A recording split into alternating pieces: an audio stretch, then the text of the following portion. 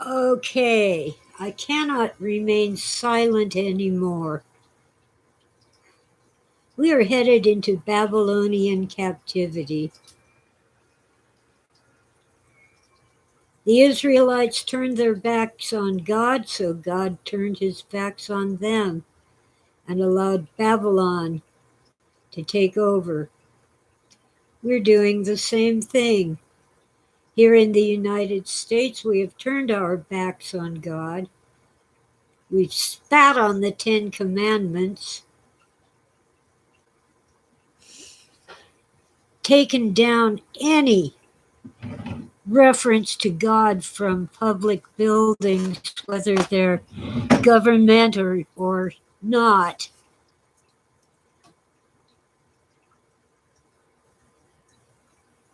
If you don't want to take a vaccination, tough. They'll make you take it.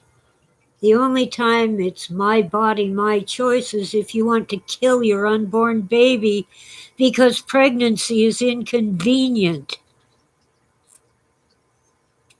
Well, I didn't plan to stay on long. I'm almost out of what they call high-speed internet, but oh my God.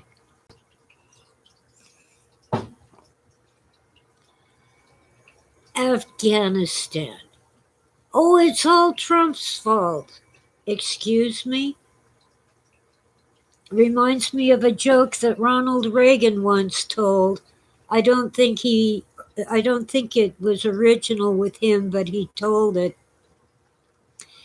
The outgoing president is giving advice to the incoming president, and the outgoing president hands him two envelopes, numbered 1 and 2. And he says, the first time you get in trouble, open the first envelope and read the letter inside. So the new president gets in trouble, opens the envelope, reads the letter, and it says, blame it all on me. So he blames it on the former president. Everything goes well for a while. But he gets in trouble again, so he opens the second envelope, and the letter inside says, get ready to write 2 letters. In other words, he'll be the outgoing president, and he'll get everything blamed on him when things go wrong. How many times will any problem we have be Trump's fault? It's our fault. We need to stand up. I tried emailing and signing petitions. I have finally resorted to handwritten letters to the jerks in Washington, D.C. who think it's their job to run our lives. A handwritten letter. A typed letter is okay, but handwritten is even better. It packs more punch where politicians are concerned because you took the time and made the effort. I even wrote to the senator from Louisiana, the junior senator, John Kennedy. He isn't my senator. I'm in California, but I have a plan to write 1 letter every day. I wrote to my Senator Alex Padilla. I don't know whether I'll bother writing to Feinstein. Oh, and I wrote to my representative, Jay Obernolte. I don't see a point in writing to Nancy Pelosi. I was willing to pray for Biden to be a successful president, even though I don't like him and don't believe he won fairly. But he's the worst, just like the kings that Israel got in Jerusalem, the kingdom of Judea, after God showed them by allowing the Assyrians to capture northern Israel. We aren't worshiping God when we sit down and shut up. And Facebook might give me a strike for saying all this. But I think we need every one of us to stand up and say, hey, at best, Biden is incompetent. Afghanistan is a horror show, and he's on vacation in Camp David. And his press secretary will be back next week. We don't know when Biden will leave Camp David and at least make a speech to the American people. He doesn't care about us. He just knows that he's in trouble and he's in hiding. Same with his press secretary, with her snotty attitude and holier than thou. Hi, everybody. I didn't even promote this, and you're all showing up. Wow. As I said at the beginning, I'm almost out of what they call high-speed internet. But I had to watch all these different news channels, including DW out of Germany. It's in English, often with a German accent, but many of their reporters are British or American. Hi, Howard. Hi, Sleepy Dave. Hi, What I Think About.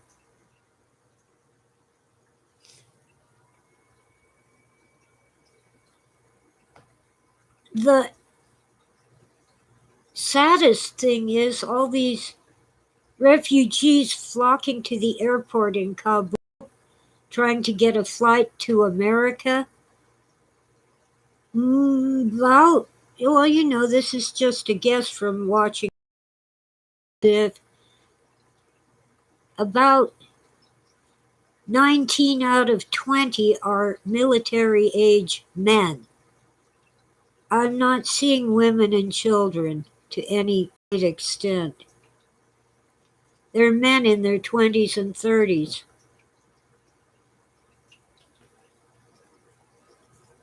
I don't know why they didn't fight against the Taliban. I don't know why they want to get on an airplane and leave their country. I don't know why they're calling this a withdrawal.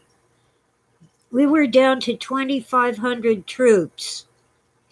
And all of a sudden, in the past few days, 4,000 more have been added. We have almost 3 times as many troops there when we're leaving. As for the Taliban, I know they're awful, they're horrible, terrible what they do. Like destroying a Buddha statue with cannon because it goes against their religion. Like forcing women to cover every inch of their body head to toe and denying them education. They can't have jobs.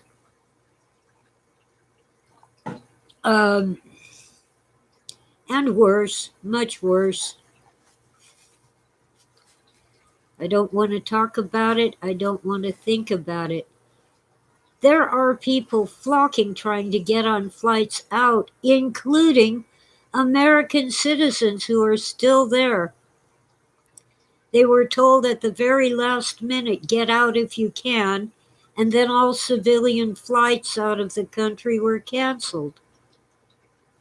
And the military flights kind of have to do their job before making room for civilians.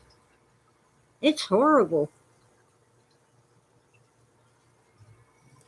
And some of our Afghan interpreters are being told, well, we're processing your application for a visa. It'll probably take 2 or 3 years. I don't think they'll be alive in 2 or 3 years. At least the Taliban actually live there. We don't. What were we doing there if we were just going to abandon it? We supported a corrupt regime for 20 years.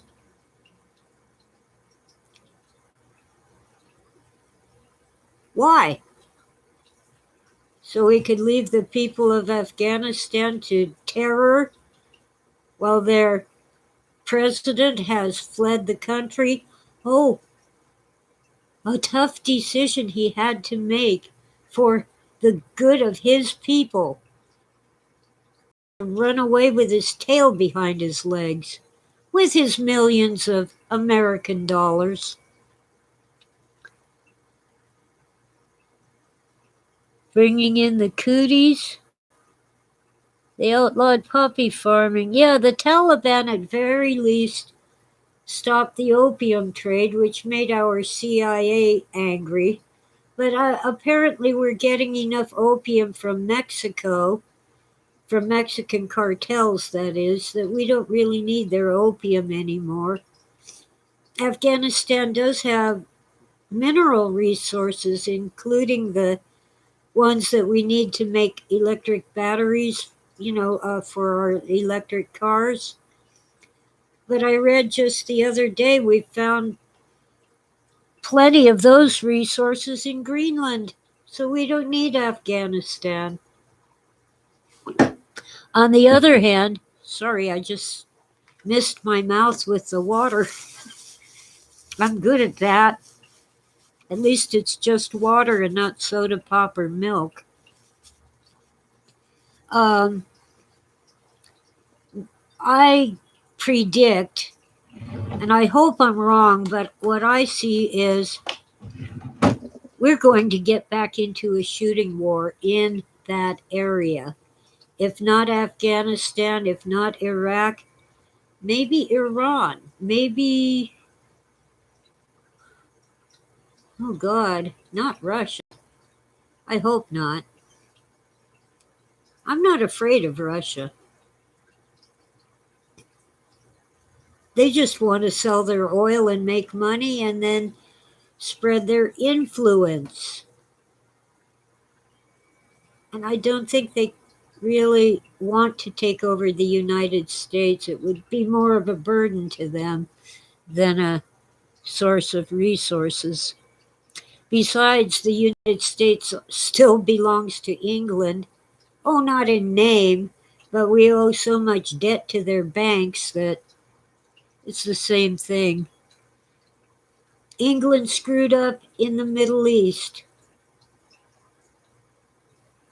and left us to help Israel form a nation. England screwed up in Iraq and left us to clean up the mess. England screwed up in Afghanistan and left first the Soviet Union and then the United States to clean up their mess. England screwed up in India and left us to clean up their mess. At least we didn't go to war in India. Oh, and France screwed up in Vietnam and left us to clean up their mess. So everything is our fault. And to some extent it is. Well, hello, Vegan. Jimmy. Uh, yeah, so let Biden blame Trump, but pray to God.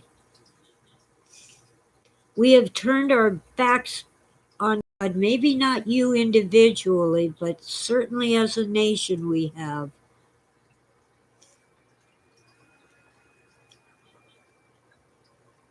Joe Biden is pro abortion, but the Pope says that's okay. He can still be a Catholic.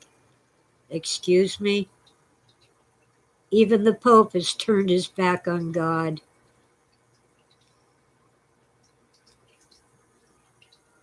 Yeah, I know there are cases where abortion is the best or least worst option, but it has become an industry, a huge profitable industry, killing millions of mostly black and brown babies. It isn't right. It's murder.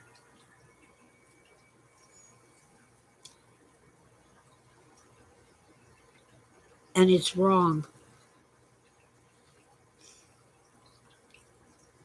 And it's one thing to say, yes, it's the law, I will obey the law. It's quite another to turn toward it. You can still speak out against it. Report from Iron Mountain. Yeah, it's been years since I read that, but it was frightening. We're going into Babylonian captivity. We're sliding down the Iron Mountain to the valley below and a pit.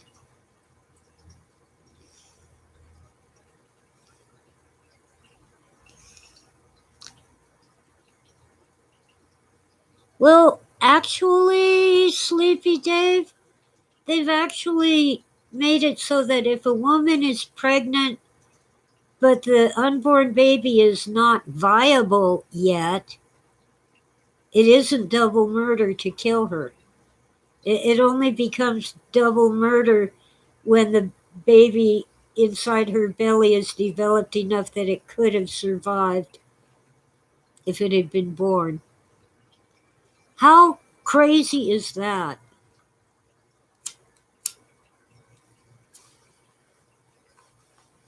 Our moral character has become immoral character. I don't think it's a matter of going to church on Sunday.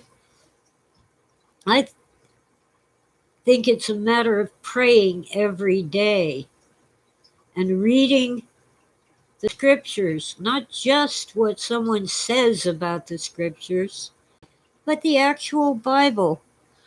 I like the King James for the beauty of its language, but there are other translations that are quite valid, including the New International and the something English, New English. I like the ESV, oh dear, I forgot what it stands for. All right, let's find out. I I should know that, but I'm upset. ESV,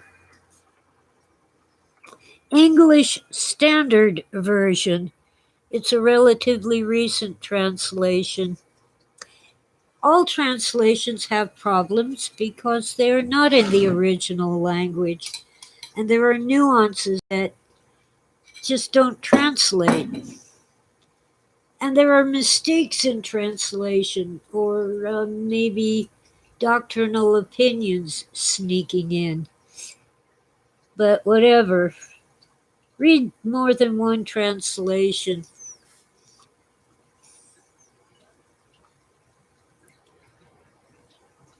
Just read a couple verses if that's all you can do. Or get one of those audio books. If you go on YouTube, you can find free audio, Bible readings. I mean, you must go on YouTube, you're on it now. But that's the real problem. It isn't who's in the White House that counts. It's what you and I do and say. The New Interlinear Greek Hebrew by Green? I haven't heard of that one. I have an interlinear that's Greek and English. It's the Nestle text, Nestle or Nestle, and then I'm told that it's inferior because it tends to be rather Gnostic, but it's what I have. It's what Phil and I bought. Oh, wow. Around 1973, maybe 4, because he was hearing and seeing Greek words in his dreams and visions, and he didn't know what they meant. Now, I studied a little Greek in high school, but it wasn't much, but it was definitely more than Phil knew, and I could read the Greek alphabet.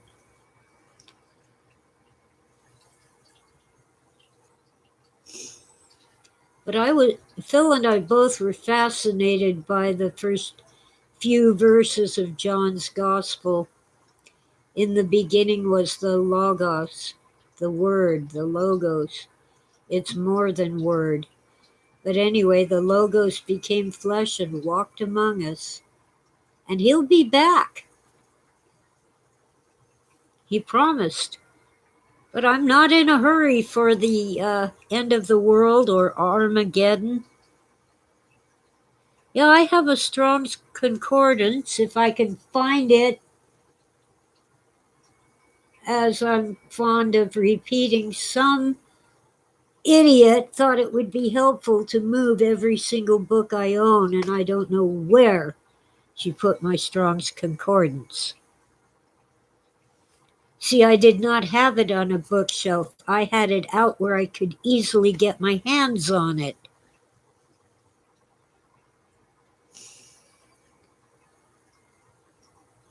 Anyway, looking up every word is not enough. A familiarity with the way the people of that ancient time used the language is important.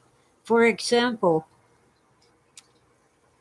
in German class, in one of the advanced classes, the teacher asked us to tell her what it meant, and what she said was that her car pipes on the last hole.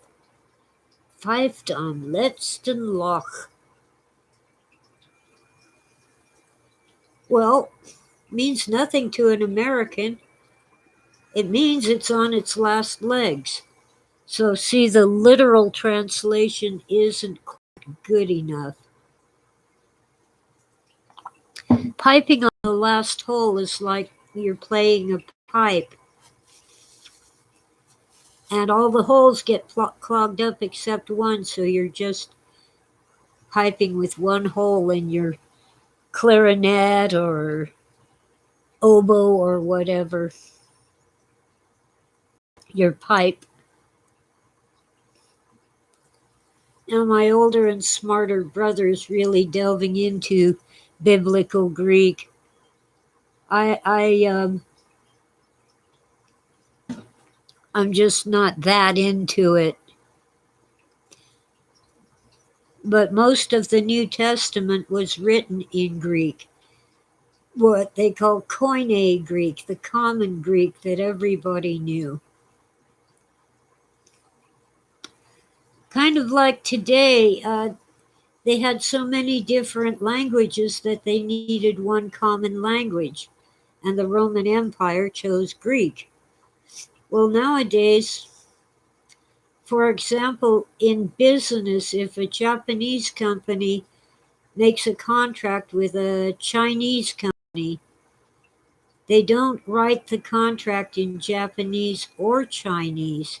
They write it in English because that way neither company has the advantage of using their own language to compose the contract.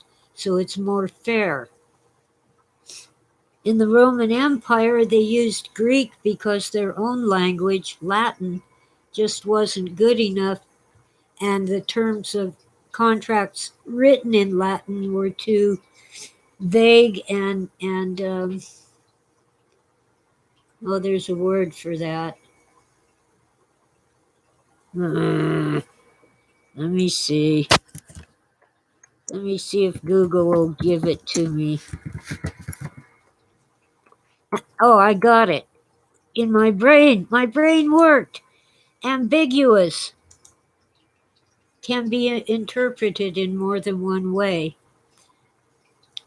And by the way, if you're in a contract with ambiguous terms and the other guy wrote the contract, any confusion caused by ambiguous language goes against the guy who wrote the contract.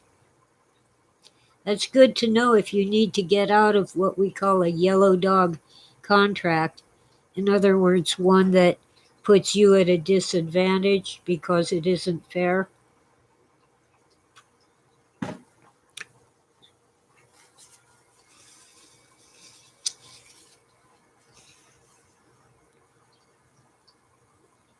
Yes, ambiguous is ambiguous. Anyway, all I'm using is YouTube. I'm afraid to turn on the radio, but at least it won't have pictures. And I don't have television. But Afghanistan is worse than Vietnam. Much worse.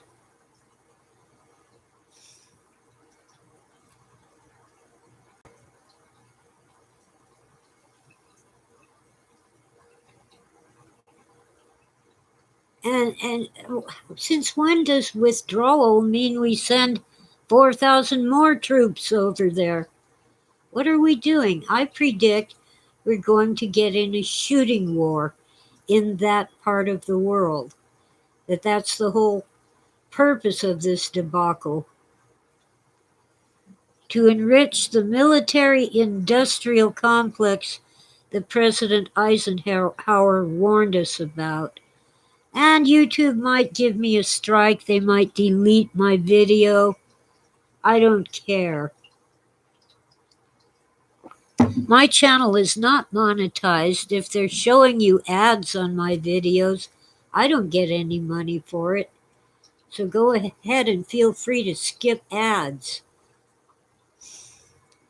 YouTube takes advantage of people who are not monetized by running ads on their videos anyway. And I suppose, stinking cigarettes. I suppose since they let me do this for free, it isn't that bad a thing. But it is bad when they censor people who are not saying anything bad or nasty, just expressing opinions. And by the way, oh, hi, Cardinal Sin, you're late. I didn't want a whole bunch of people in chat. I wanted to cut this short, and here it's almost half an hour. I don't want us to get into a shooting war. I hope I'm wrong, but I see it coming.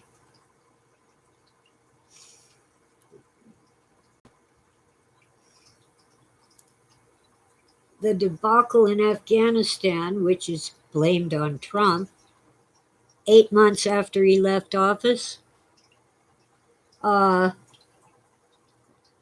with the border crisis and anything else that's bad, like inflation and shortages and the virus. By the way, my adverse reaction to the Pfizer shot is spreading to other parts of my body, even my feet. It isn't as painful as it was in the first week, but it's all over. Itching and burning and red rashes. I know it isn't the measles because I don't have a fever, and the measles doesn't last 6 months.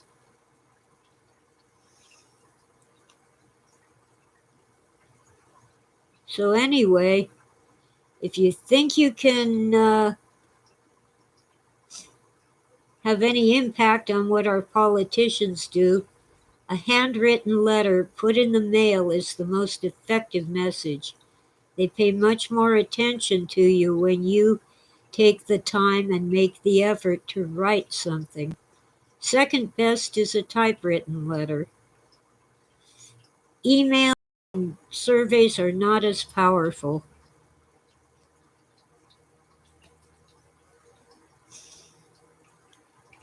Yeah, well, Trump said we were going to withdraw from Afghanistan. He didn't say we were going to just announce we were leaving and let the Taliban storm the Capitol. But even so, we spent 20 years supporting a corrupt president and administration in Afghanistan. And most of their soldiers who were drawing salaries in American money, by the way, only existed on paper. As many as 3 out of 4 soldiers did not exist. Their officers were making them up so they could pocket the money.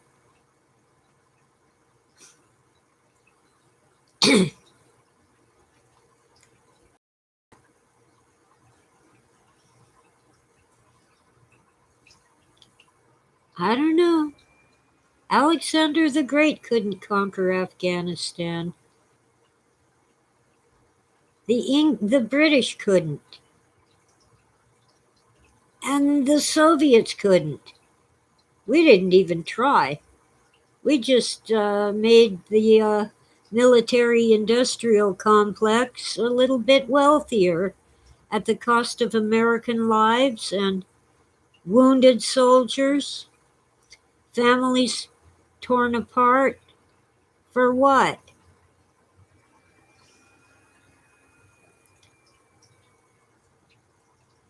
All I can say is a message to China: good luck dealing with the Taliban.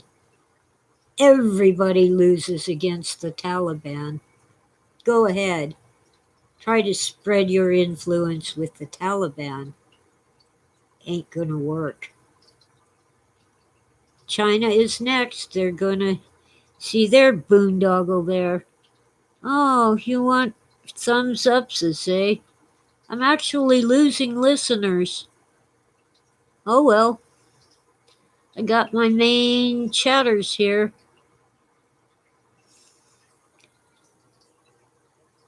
Congress hasn't declared war. In since what? Let's see, Korea was a police action. I think Vietnam was too. No, we haven't had a Congress declare a war since World War II. But we've been at war, really, since the Spanish American War, before the turn of the 20th century. Over 100 years ago, we've been at war. Why? Well, mostly to clean up the messes of the colonial powers, especially England. England, who put us into debt slavery by funding both sides of our Civil War to make sure that we had to borrow more and more money, incur more and more debt, and no matter who won, we'd all be in debt forever. They couldn't beat us on the battlefield, not in 1776 and not in 1812. So they beat us on the financial field. And we're paying for it, and we have been paying for it. Spain was not our enemy. Spain was England's enemy. Had been ever since the British sank the Spanish Armada. Most of the famous pirates were Englishmen who raided Spanish ships, Spanish merchants,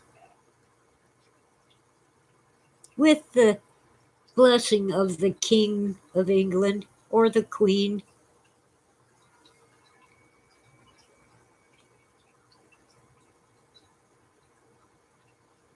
Sir Francis Drake, who was probably still is worshipped for all he accomplished. He was a pirate, but he worked for the Queen of England, so that's okay. We're still doing that now.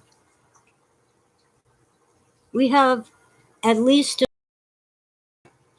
people in this country who crossed the border, and the official estimates are that at least 1/4 of them have COVID, and almost all of them have refused a vaccination, and most of them have refused any kind of medical treatment. They're just walking around in our cities. You walk across the border, they give you a free ride on a bus, a free ride on an airplane, wherever you want to go. But if you're a tourist with a visa, sorry, the border's closed.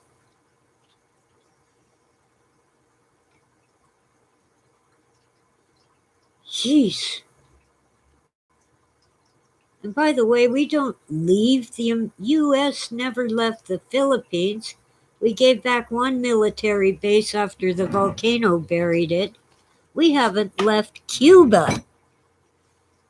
Although I heard, I haven't confirmed it, but it's probably true that all the prisoners at Guantanamo are being released.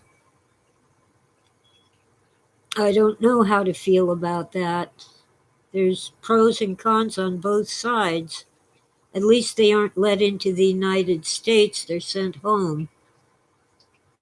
We haven't left Germany. We have bases in England and all over the world. We don't leave. So you better believe we're not really leaving Afghanistan.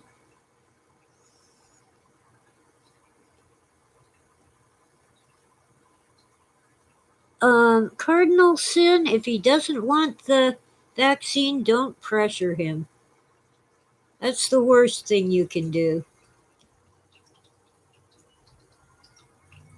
I got the vaccine because I thought I would need to travel by air and I might not be able to get on a plane without it. But I'm not taking the second shot, not after this reaction. Johnson and Johnson or that Novo something that they're developing. But it looks like I won't be flying anywhere in 2022. I know I won't this year. The thing is, most people who get COVID don't end up in the hospital. The whole purpose of all these measures was to slow down the spread so the hospitals didn't get overwhelmed. Oh, goody. Howard says Pfizer was withdrawn in Ontario, Canada. Well, the U.S. is about to give it full approval from our FDA, Food and Drug Administration. I won't take the flu shot. And COVID is really just another flu.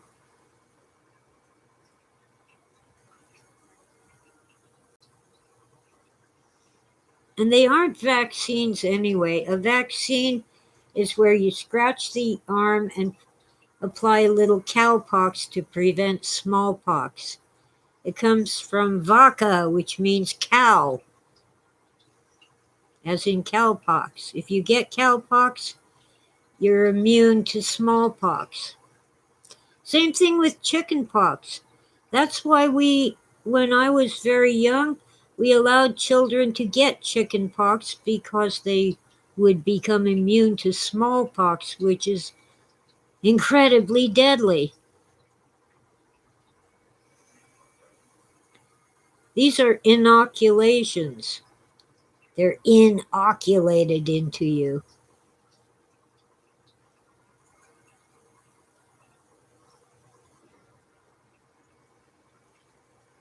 Well, the guy was vaccinated, got the Delta variant, and it was still horrible.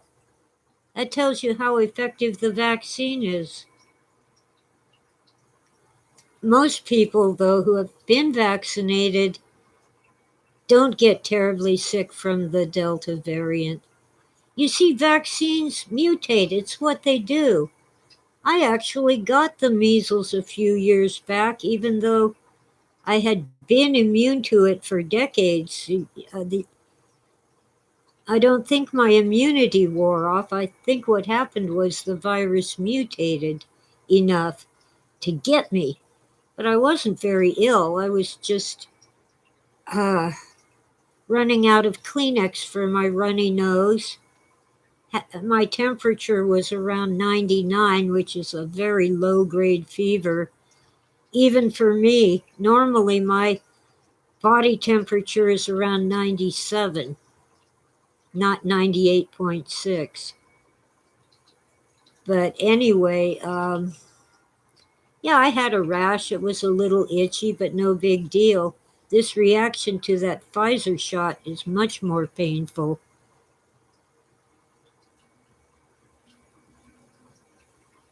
But you see, we've been locked down, so we haven't built up natural immunity to anything. The way we build our immune system is to be constantly exposed to small amounts of a variety of viruses so that our body learns to recognize them before we're exposed to a big load that might overwhelm us if we're not prepared. What's wrong with the natural immune system is we've been shut in, wearing masks, avoiding people, avoiding going outdoors in the sunshine to get vitamin D. We've been avoiding all the normal things in life that would expose us to small amounts of a variety of viruses so we could build up immune systems.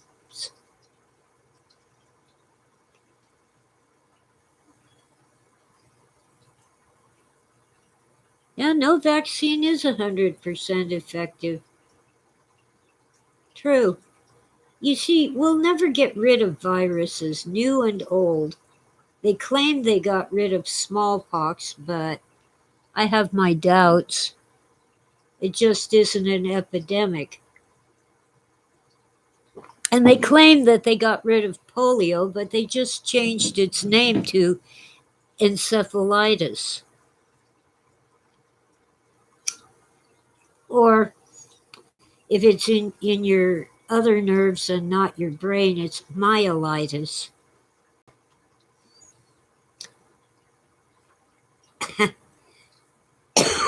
When I was very young and getting the polio shot, that disease was already on the way out from improved sanitation. The best thing you can do to avoid getting sick, by the way, is wash your hands all the way up to your elbows frequently, or at least use that hand sanitizer before and after you touch things at the grocery store. You get stuff on your hands, even if you're not aware of it. You touch your face, breathe it in, and there you go. Or if you have a tiny cut, a virus can get in that way.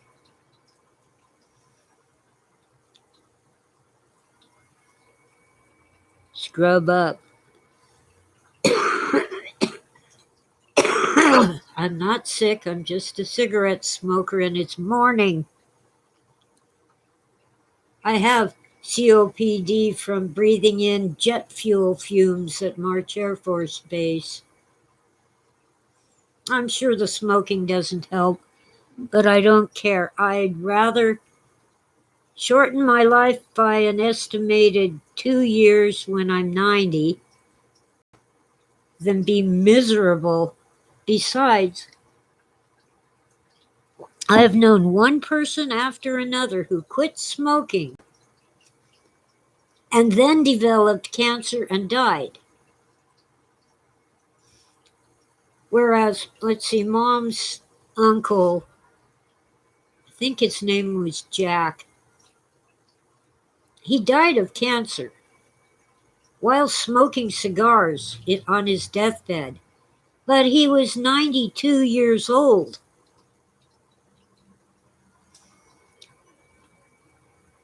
Back in the first half of the 20th century, men were not expected to live past age 60, and women were not expected to live past age 65.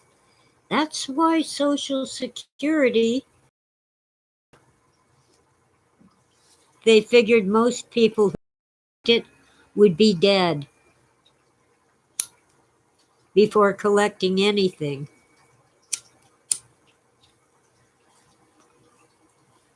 Well, now our life expectancy is a little longer, but it's more like 70 to 75. Reaching age 80 is really pushing it. But considering my family history, I expect to live well into my 80s, barring accident. I mean, nothing makes you immune to being flattened by a truck.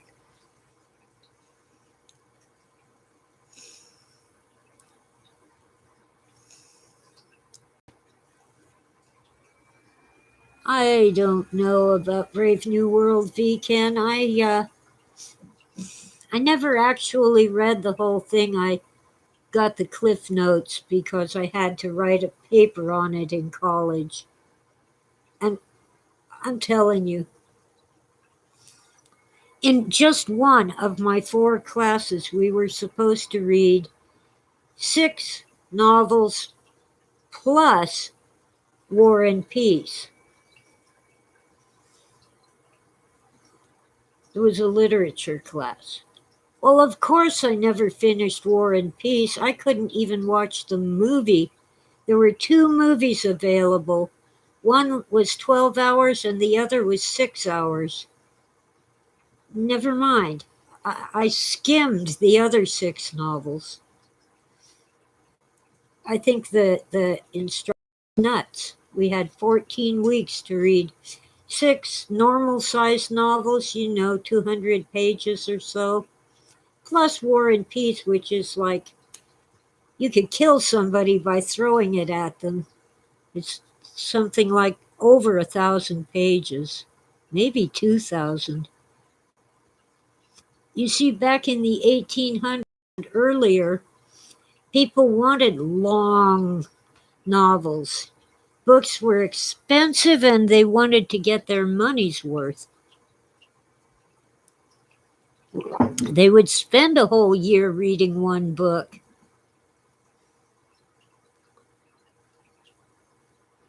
Anyway, we are in deep trouble. We are being invaded on all sides.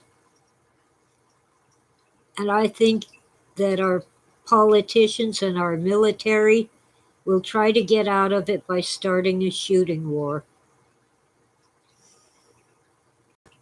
A real bloodbath. Because they don't care who dies or how they die.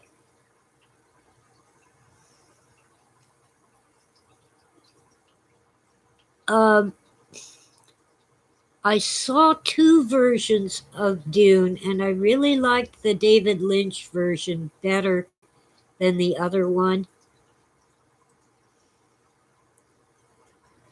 But I think, and I don't know whether I'll watch the new version. I don't have a lot of resources. I don't go to the theater unless someone takes me and pays for my ticket, like my wonderful brother. Maybe it'll come out on DVD and won't cost too much. Or it'll get streamed on like Netflix or something. But I think both movies so far have missed the point of the novel, that the hero turned out to be evil because he was a drug addict.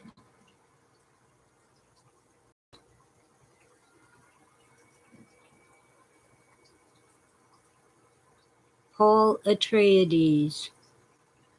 If you look up Atreides, you'll find that a very cursed ancient royal family in Greece, ancient Greece, the Peloponnesian Peninsula, caused all kinds of wreck and ruin and horrors. One of them killed his son and cooked him for dinner and served him to the gods. The gods put Pelops back together, made him king of the Peloponnese, the whole Peloponnesian Peninsula, and his descendants ended up waging war in Troy over Helen, supposedly.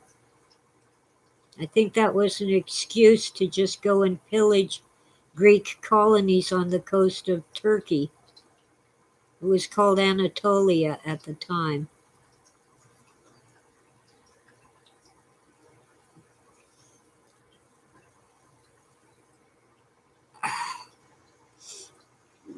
I'm sure that Frank Herbert knew that when he chose the name Atreides for his hero.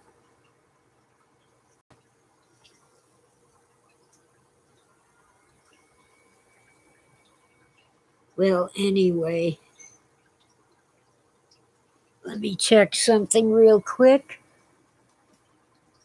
Yeah, I had my phone on the charger, but for some reason it wasn't properly connected and didn't charge and ran down to 0. So now I'm charging it. So I might have missed important phone calls and messages, but that's how life goes. I'm not going to freak out. I'm going to charge it.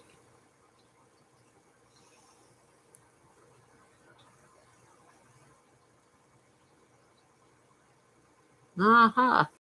Well, thank you, Cardinal Sin. Yeah, Walter Bosley is a good guy. I don't agree with everything he says, but judging from last night's podcast that he did on YouTube, he's very disappointed in what's going on in Afghanistan. He has been there as a contractor many years ago. I mean, the war there has gone on for 20 years, but apparently we always had some operatives in that area.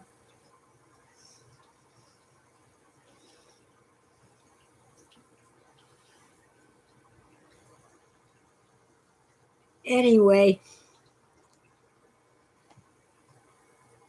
I thought yesterday that my computer was dying because it was so slow and clunky. It turns out it was another one of those Microsoft updates to Windows 10. Must have been a huge one. That's why I have very little bandwidth left. Tomorrow I'll be using the data connection, which actually sometimes it's better than what Verizon calls high-speed internet.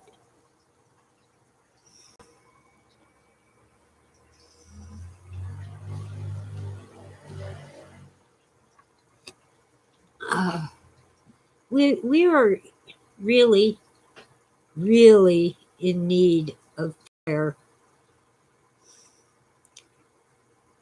I don't know whether God will reverse it. And some of you might not believe in God, but He's our best hope, maybe our last hope. In any case, it is time to stand up and speak out. Yeah, you might get canceled, but at least let those bureaucrats in Washington, D.C. know what you really think. Once again, a handwritten letter is best. A typewritten letter is second best, and both are infinitely more powerful than emails and online petitions. I just hope we do kick out Governor Newsom, although I don't hold out much hope that California will get anything better with the next governor. We haven't had a decent governor since Earl Warren, and he was a Democrat who went on to become the Chief Justice of the Supreme Court and the head of the Warren Commission that decided that Lee Harvey Oswald acted alone and killed President Kennedy. He was followed by Pat Brown, Jerry Brown's father. We got Jerry Brown twice. We got Ronald Reagan, who went on to become president, but he really wasn't any better. Republicans and Democrats, have destroyed this golden age.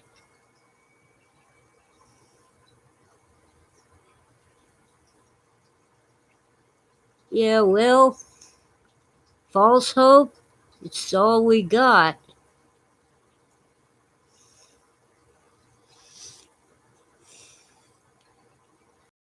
Jews certainly learned their lesson in Babylonian captivity. You don't go around worshiping pagan gods in the temple. You don't go around building more temples for your pagan gods.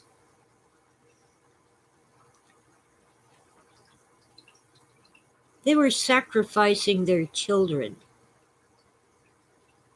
to pagan gods. That's something God not only never asked for, but actually forbade, told them not to do.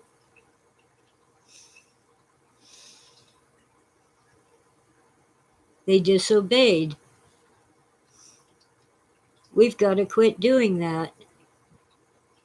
At the very least, stand up and speak out. And I gotta get back to my breakfast. Shredded wheat with lots of milk. So let's see, it's time to type. I expect to be on tomorrow morning as usual, assuming that my internet connection will allow it.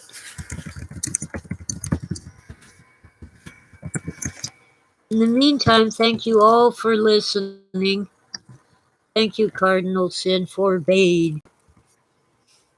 I'm a recovering English teacher. I'm giving up grammar for Lent. And I'm not even Catholic, and it isn't Lent. All of you take care and be good. And thank you very much, Cardinal Sin. That's Gil. Hi, Jan. I'm just about to sign off, but you can always listen to the replay. I'm ranting and raving today. Catch you all later. Bye.